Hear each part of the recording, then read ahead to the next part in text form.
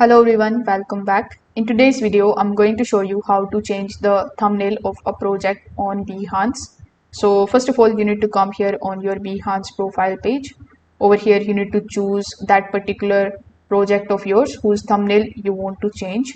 So after selecting that particular project, you need to click on the option of the pencil icon or click on the option of the edit in order to open the project inside the project editor.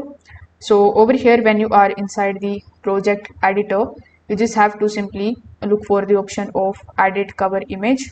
So over here, you can click on the option of the settings and here you will find it, edit cover image.